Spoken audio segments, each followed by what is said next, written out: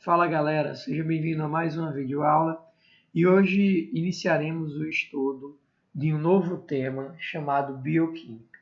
Bioquímica nada mais é do que o estudo químico das moléculas químicas que compõem os seres vivos, certo? Então a gente vai ver o que está dentro dos seres vivos e vamos enxergar numa ótica química. O primeiro grande conceito que irei falar para vocês é o de substâncias inorgânicas e substâncias orgânicas. Prestem atenção. Substâncias inorgânicas são todas substâncias que estão presentes no meio vivo, ou seja, meio biótico, nos organismos vivos, como também no meio abiótico, ou seja, no meio não vivo, certo? Nas condições ambientais que não são consideradas vivas. Vou dar um exemplo para vocês, a água. A água está presente dentro do corpo de vocês, que vocês são organismos vivos? Sim, está presente. E a água também está presente nesse copo, que é o exemplo. Ou melhor, ela é presente no oceano? Sim. O oceano não é um meio vivo, é um meio abiótico, tá? E o corpo de vocês, o corpo de vocês é o meio vivo. Está presente nos dois, organismo vivo e meio abiótico. A gente chama isso de substância inorgânica, tá bom? Agora, o conceito de substância orgânica são substâncias químicas, ou melhor, elementos, moléculas bioquímicas que estão presentes somente nos organismos vivos. Vamos dar um grande exemplo aqui, o açúcar, o carboidrato, tá? O carboidrato dessas uvas. O carboidrato, ele está presente, o açúcar, ele está presente onde? Ele vem de onde? O açúcar branco, vocês consomem. Vem da cana-de-açúcar, certo? Então, ela está presente no organismo vivo. Vou botar aqui um Qzinho, um Czinho de está presente no organismo vivo.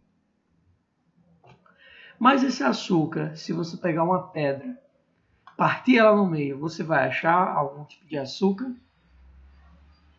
Não, né? Então, substâncias que estão presentes apenas nos organismos vivos é o que a gente chama de substâncias orgânicas. O nome já está dizendo. Vem de organismos. Estão apenas presentes nos organismos. E aqui está alguns exemplos de substâncias inorgânicas que vamos aprender ao longo das aulas e de substâncias orgânicas. Substâncias orgânicas temos os exemplos dos carboidratos, lipídios, protídeos, que são proteínas e aminoácidos, e os ácidos nucleicos.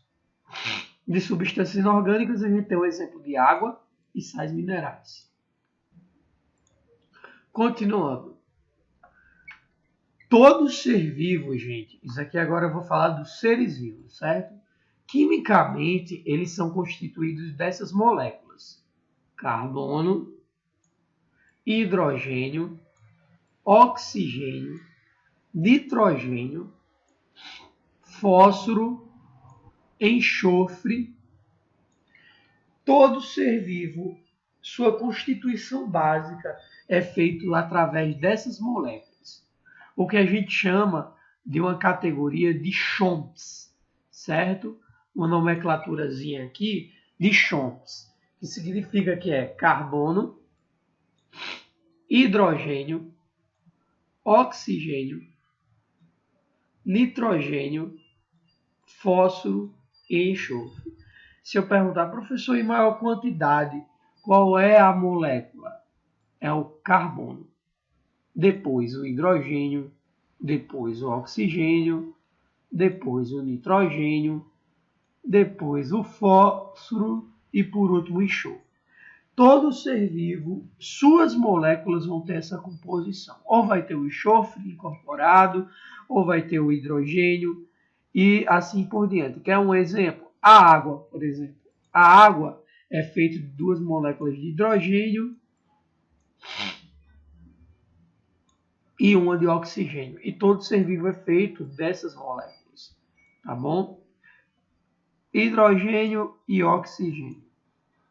Olha só, tá bom? Só para vocês verem a composição dos seres vivos. Todo ser vivo é feito com essas moléculas. Se a gente tem água no nosso corpo, existem essas moléculas incorporadas nos seres vivos. Ok?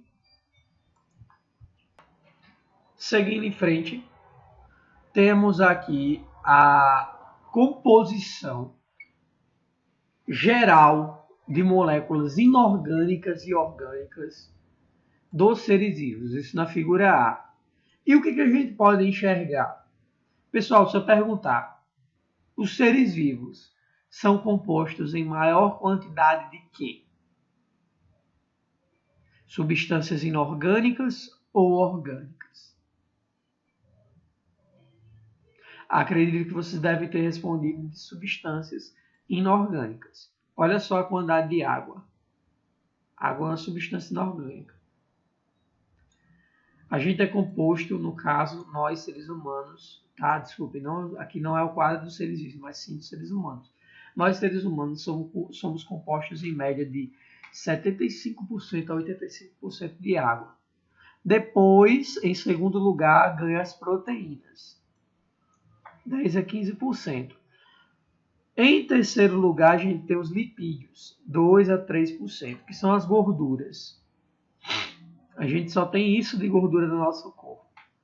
Em empate, nos últimos lugares, ficam os açúcares, 1% de açúcar, 1% de sal mineral, que é outra substância inorgânica, e vitaminas estão incorporadas aqui, mas não como substâncias inorgânicas, tá? As vitaminas são substâncias orgânicas. E DNA e RNA, que são os ácidos nucleicos. Então, essa é a composição básica do corpo do ser humano. Se vocês virem, nosso corpo, a maior parte dele, e grande maior parte, é feito de água. Tá bom? Se a gente morrer agora e fizer um experimento, desidratar nosso corpo, 75% do peso dele vai embora. Eu, por exemplo, eu tenho 72 quilos. Se eu entrar no estufa para desidratar, perder toda a minha água, 75% desse meu peso vai embora. Provavelmente eu vou ficar com uma faixa de 20 quilos. Isso é só proteína, lipídios, açúcares, é o que vai restar no meu corpo. Na figura B, a gente tem a composição básica, retirando a água. Retirando a água, a gente vê que sobra proteínas em maior quantidade. Depois das proteínas, resta lipídios. E empatado fica açúcares, o DNA e o RNA, que é chamado de ácidos nucleicos, e os sais minerais e outras substâncias. Agora falarei apenas e somente da água.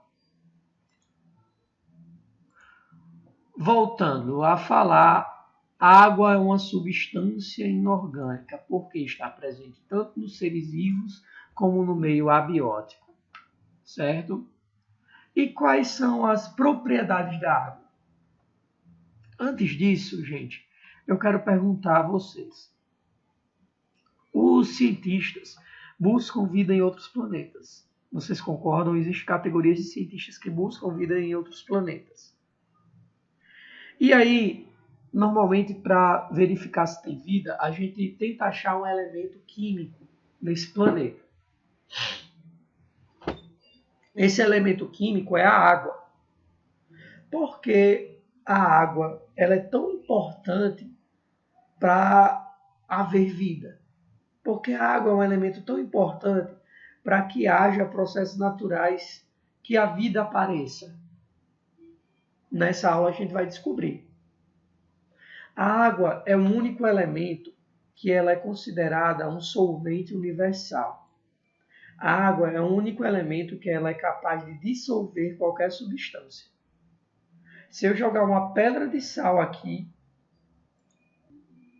dentro desse copo de água, ela vai ser capaz de dissolver essa pedra de sal. A pedra de sal vai se misturar a esses elementos. Então isso é uma característica muito importante da água. E lá na frente a gente vai discutir um pouco mais sobre por que é essencial para a vida isso. A água tem uma alta tensão superficial. Pessoal, as moléculas de água, elas são unidas. Veja bem, a água é feita de duas moléculas de hidrogênio, duas, mais uma molécula de oxigênio. Como é que elas se ligam? O hidrogênio se liga ao oxigênio, certo? E esse outro hidrogênio vai se ligar ao oxigênio. Então, vira o famoso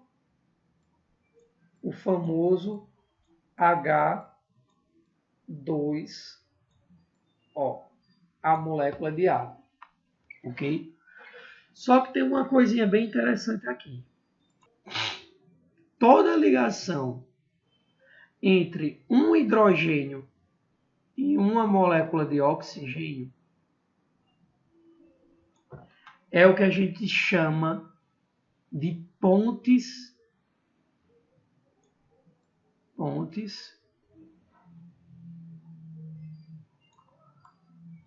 de hidrogênio. Pontes de hidrogênio.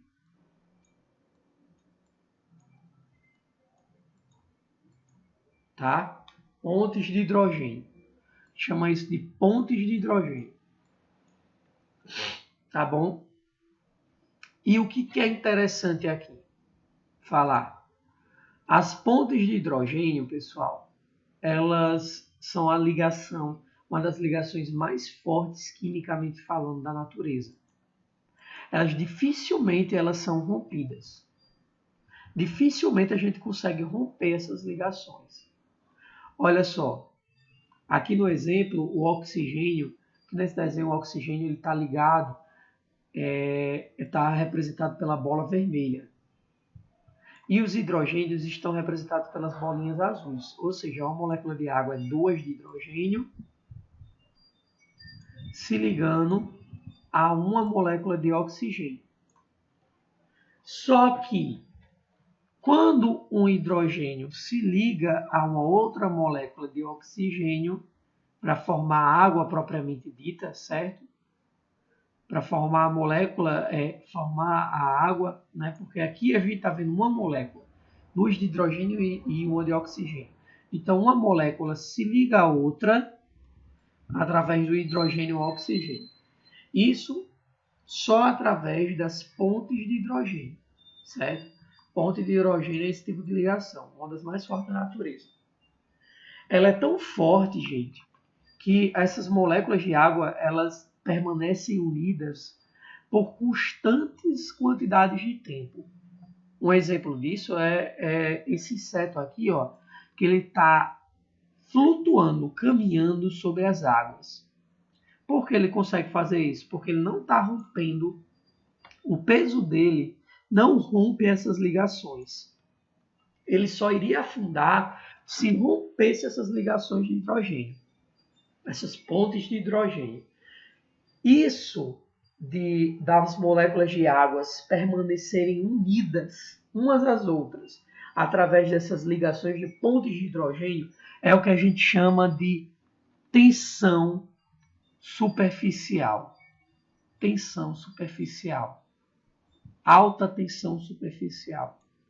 E isso é extremamente importante para a vida, porque veja só, seu corpo ele precisa de certa forma estar unido. As moléculas do seu corpo, de certa forma, precisam estar unidas. E como é que ocorre essa união?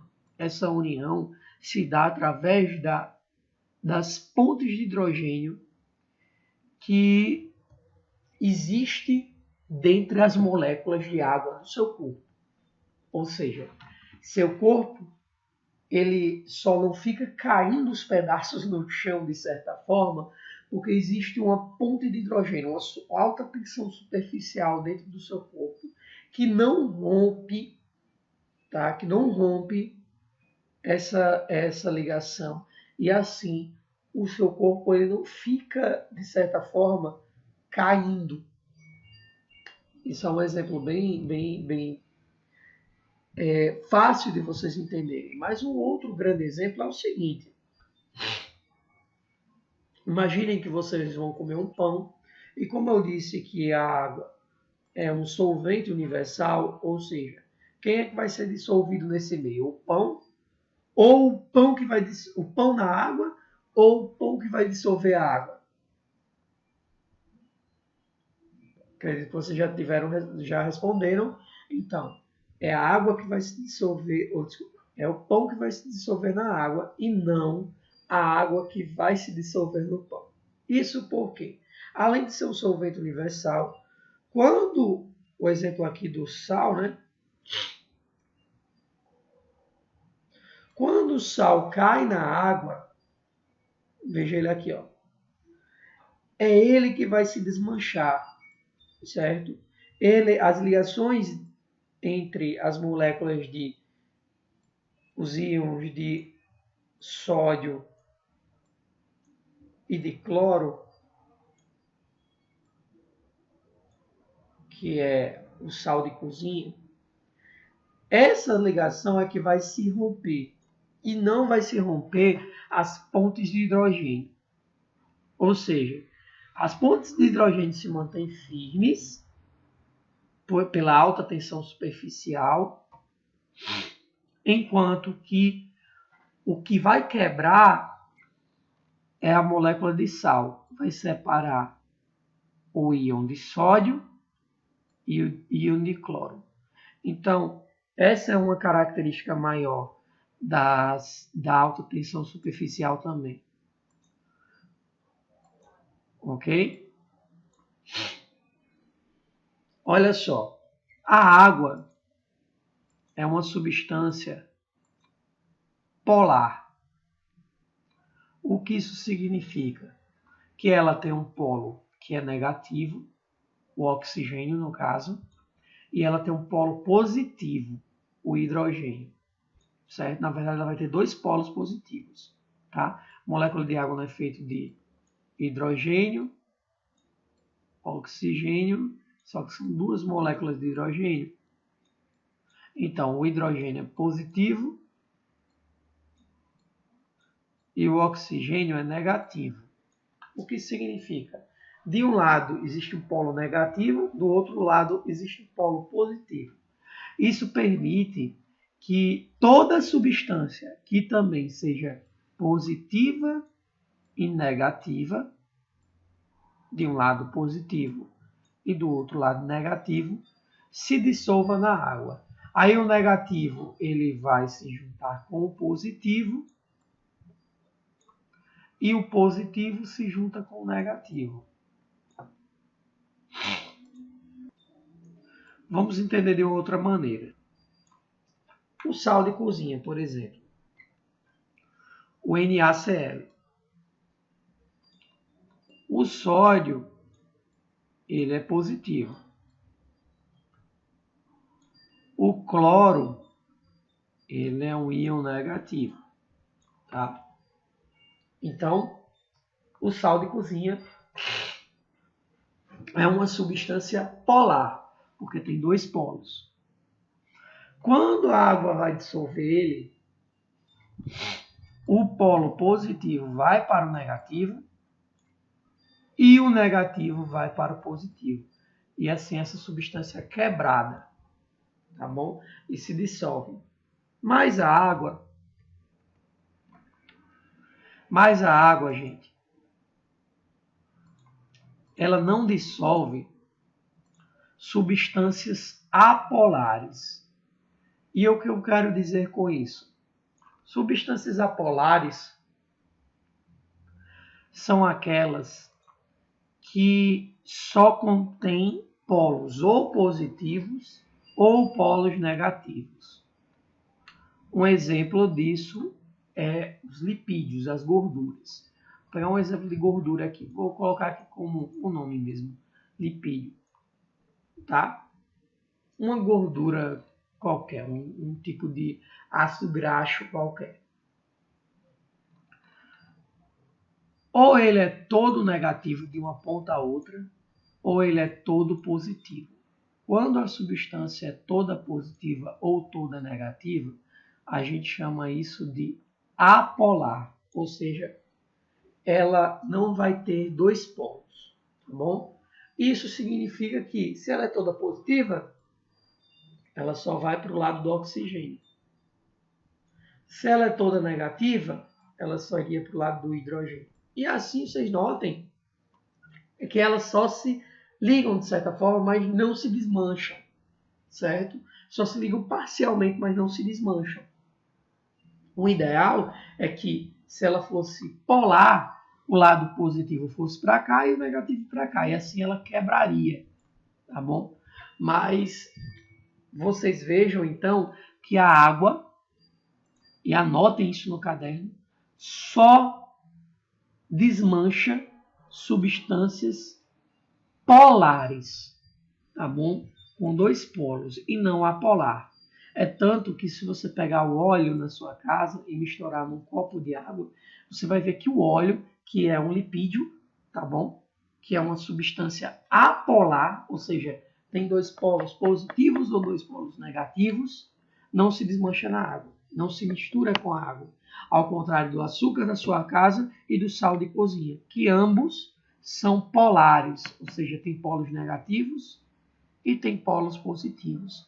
E assim conseguem desmanchar no açúcar conseguem se desmanchar na água. Então fiquem atentos a isso.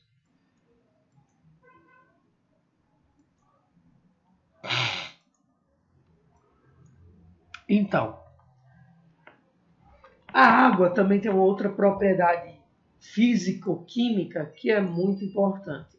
É o alto calor específico. O que é isso, gente?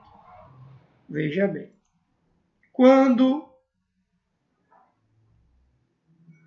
Vou pegar o exemplo aqui, nesse desenho.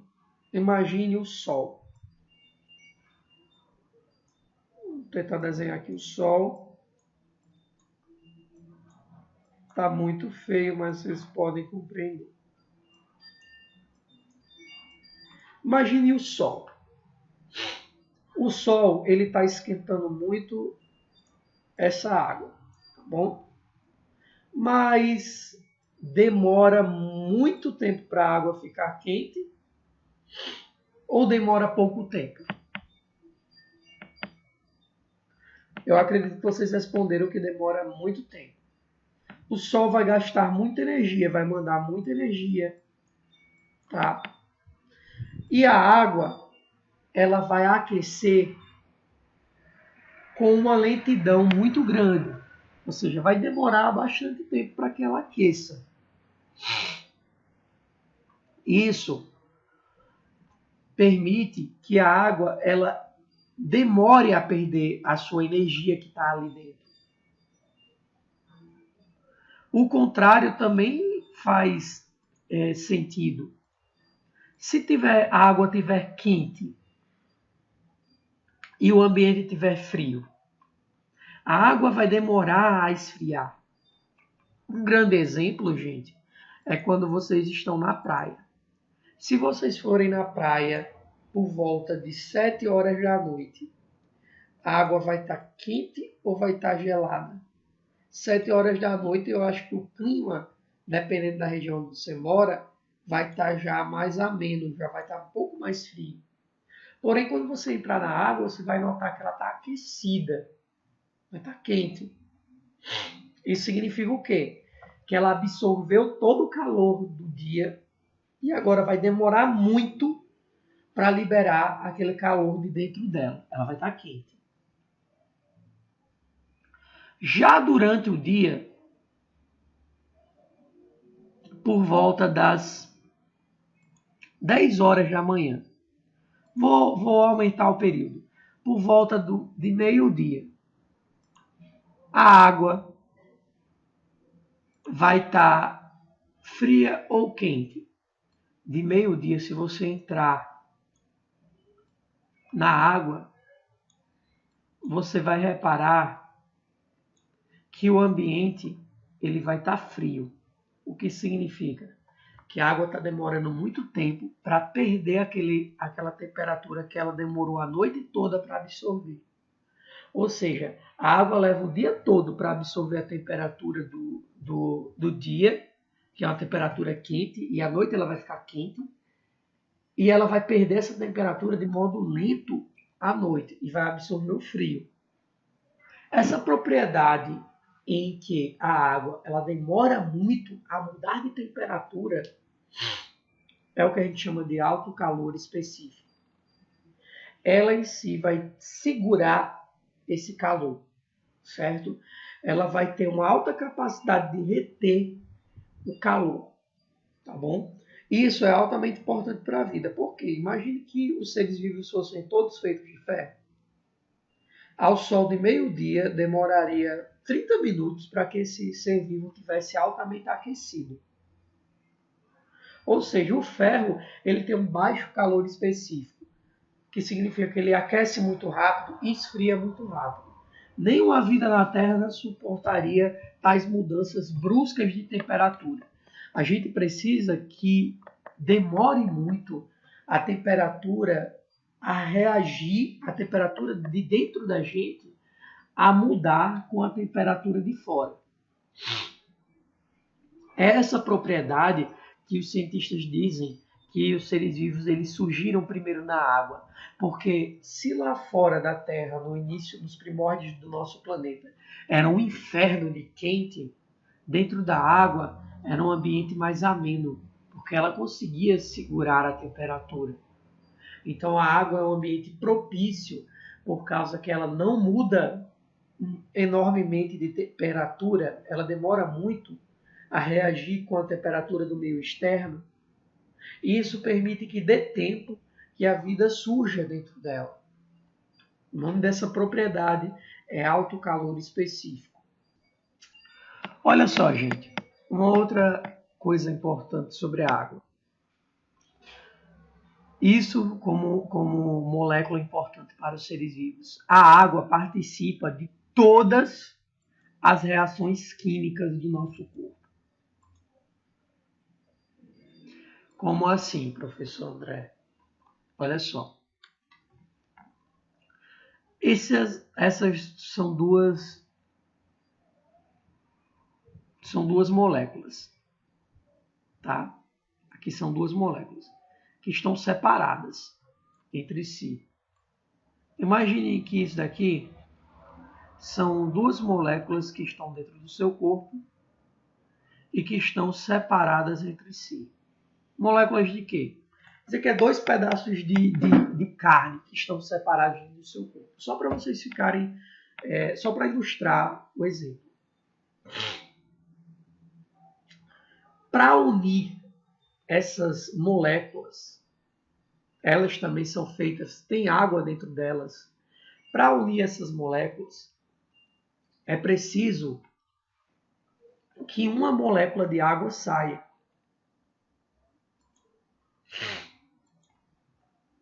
Olha a molécula de água aqui, ó. Duas de hidrogênio e uma de oxigênio, tá? Para essas duas se unirem, é necessário que a molécula de água saia de dentro delas. Agora vamos ver a figura aqui embaixo. Aqui a estrutura se uniu. Ou seja, dois pedacinhos de carne agora do seu corpo se uniram para virar uma parte do seu músculo. Tá? Quando toda a substância se une, pessoal, no nosso corpo, a molécula de água sai de dentro dela. Ou seja, uma molécula de água é perdida. Sempre quando duas moléculas químicas se unem, uma molécula de água é perdida. O nome disso é síntese. Vou até mudar a cor da caneta aqui. É síntese por desidratação ou condensação, tá?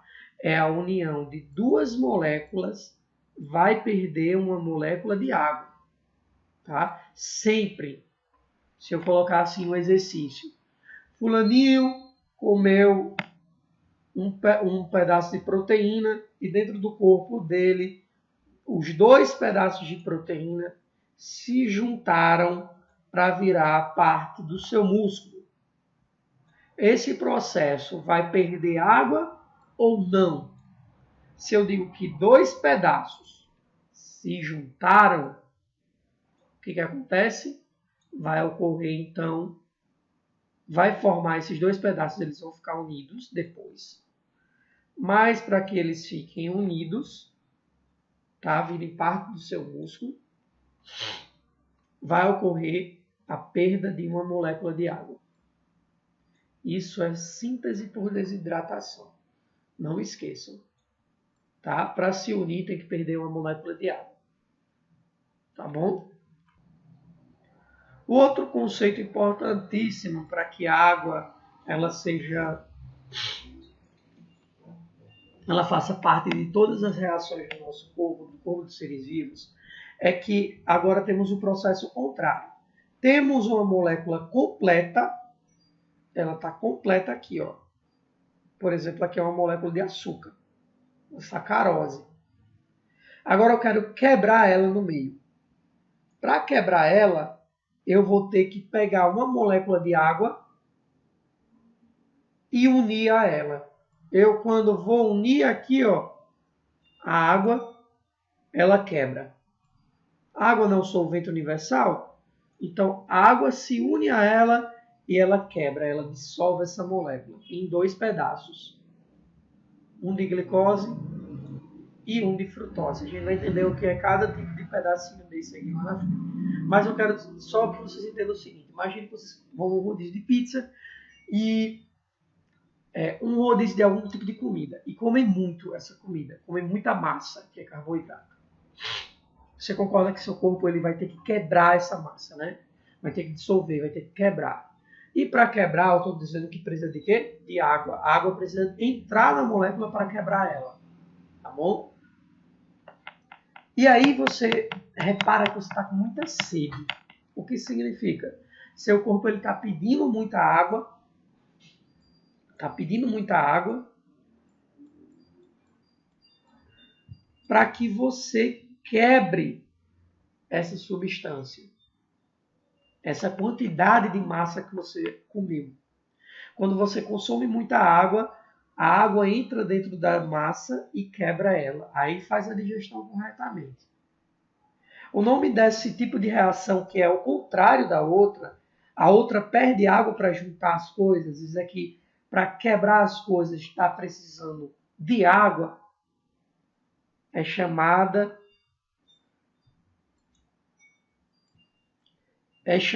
de hidrólise. Ou seja, a quebra da substância com o uso de água. Tá? Toda vez que a gente vai quebrar algo, alguma substância química dentro do nosso corpo, a água tem que entrar. E essa entrada da água, ela faz com que a substância ela se quebre, ela se dissolva. É o que a gente chama de hidrólise. Hidro vem de água e lise vem de quebra. É a quebra das substâncias com o uso de água. Compreendido? Vamos entender um pouco mais porque a água é importante para a vida. Quais são as funções dela? Primeiro que a água transporta os nutrientes do nosso corpo. Tudo que está dentro do nosso corpo, a água está transportando eles de um canto para o outro. Que é um exemplo, o sangue. O sangue é composto basicamente de água, em sua grande maioria, em sua grande porcentagem. E toda substância que a gente se alimenta, que vai do estômago até a ponta do dedão do nosso pé, a água que leva, o sangue que leva. A água também lubrifica nosso corpo. É por causa da água que a gente consegue mover as partes de articulações do nosso corpo. E assim, quanto mais jovem, mais água se tem no corpo. Logo, mais lubrificado aquele corpo é. Logo, mais elasticidade ele tem. Um exemplo é, os bebês eles conseguem pegar a ponta do dedão do pé e colocar na boca. Já os mais velhos não conseguem fazer isso. Os mais velhos, como eles têm menos água, como eu acabei de dizer para vocês, quanto mais jovem, mais água tem, quanto mais velho, menos tem. Como eles têm menos água, os mais velhos, eles têm uma menor lubrificação. E assim eles têm um menor poder de articulação do corpo deles. A água também ajuda a manter a temperatura do corpo constante por causa do alto calor específico. Lembra aquilo que eu falei para vocês. Como o nosso corpo é feito na maior parte de água, a gente demora muito a reagir com a temperatura externa. E nós temos mecanismos para manter o equilíbrio do nosso corpo. Quer um grande exemplo? Quando está muito quente, a gente começa a suar, liberar água para fora do nosso corpo. Essa água vai resfriar a parte externa do nosso corpo e vai demorar muito a aquecer. Então, isso é um exemplo, certo, da água manter a temperatura do nosso corpo constante. A água, por ser uma substância, um solvente universal, tudo que é tipo de substância dentro do nosso corpo é dissolvido. Nenhum outro elemento químico da Terra consegue ter tanto sucesso em dissolver substâncias do nosso corpo quanto a água. E como vocês sabem, a água ela é feita de duas moléculas de hidrogênio com uma molécula de oxigênio. Ok?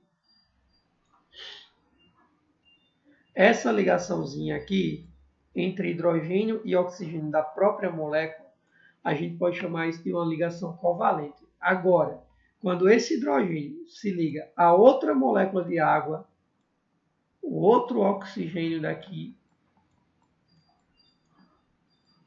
certo? Outra molécula, é o que a gente chama de ponte de hidrogênio, tá bom? Ponte de hidrogênio. Mas essa ligaçãozinha aqui entre moléculas, certo? Entre ela própria, é uma ligação covalente. Curiosidade sobre o corpo humano e a água. Quanto maior a atividade do órgão da gente, maior a quantidade de água. Por exemplo, qual é um dos órgãos que não param de funcionar o dia todo? Você pode até dormir, mas esse órgão está funcionando direto, é o cérebro.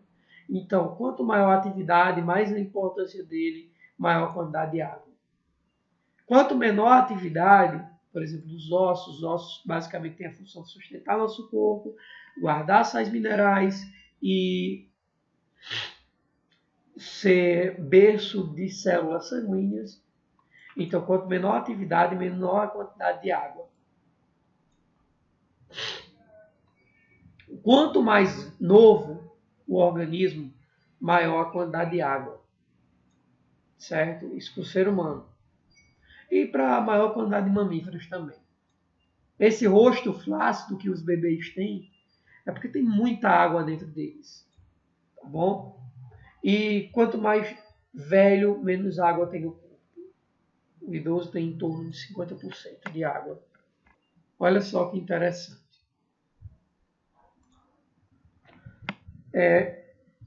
Os organismos também variam a quantidade de água. Sementes, por exemplo, têm 30% de água. Alguns fungos têm em média 83% de água em sua composição corporal. Já a água viva tem 98% de água. Agora fica a curiosidade para vocês. Imagina a melancia, que é uma fruta que dentro dela tem várias sementes, vários filhotes de árvores dentro dessas sementes. Quantos por cento de água tem esse fruto? Fica aí para vocês pesquisarem, tá bom? Então é isso. Essa é a nossa primeira parte de bioquímica. Vocês aprenderam hoje o que é substância orgânica e inorgânica. Aprenderam quais são os átomos químicos que compõem o corpo dos seres vivos, qual a maior quantidade de substâncias que compõem os seres vivos, e a gente aprendeu a importância da água. Na próxima aula, a gente ainda vai continuar estudando substâncias inorgânicas, porém vai ser sais minerais. Tenham um bom dia, ou uma boa tarde, ou uma boa noite.